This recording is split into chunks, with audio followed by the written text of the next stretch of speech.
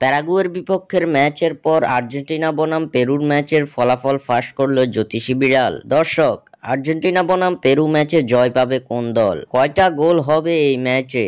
আপনাদের মূল্যবান মতামত আমাদের অবশ্যই কমেন্ট করে জানাবেন। বিশ্বকাপ বাছাই পর্বে প্যারাগুয়ের বিপক্ষে হতাশাজনক পারফরমেন্স করেছে আর্জেন্টিনা। বাজে পারফরমেন্সে দেখতে হয়েছে হারের মুখ। প্যারাগুয়ের বিপক্ষে আর্জেন্টিনা হেরেছে 2-1 গোলে। প্যারাগুয়ের বিপক্ষে জয় তুলে নিতে পারলে 2026 বিশ্বকাপে সবার প্রথমে কোয়ালিফাই করতে পারত আর্জেন্টিনা, তবে সে সুযোগ হাতছাড়া করেছে লিওনেল মেসিরা। প্যারাগুয়ের বিপক্ষে হারের পর হতাশাজনক পারফরমেন্স ভুলে এবার ঘুরে দাঁড়াতে চায় আলবিসেলেস্তারা।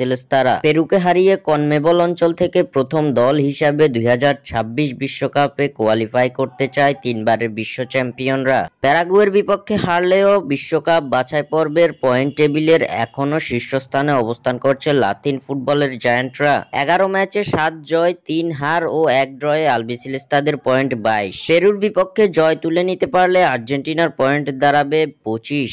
এদিকে আর্জেন্টিনা বনাম পেরু ম্যাচের আগে এর ফলাফল ফাঁস করল জ্যোতিষী বিড়াল। খেলার আগেই আর্জেন্টাইন ভক্তদের স্বস্তির খবর দিল জ্যোতিষী বিড়ালটি। জ্যোতিষী বিড়ালের সামনে রাখা হয়েছিল দুই দেশের পতাকা, যেখান থেকে জ্যোতিষী বিড়াল বেছে নিয়েছে আর্জেন্টিনার পতাকাকে। খেলার আগেই জ্যোতিষী বিড়াল জানিয়ে দিল পেরুর বিপক্ষে জয় পাবে আর্জেন্টিনা, যা দেখে স্বস্তির নিঃশ্বাস ফেলছে আলবিসেলেস্তা ভক্তরা।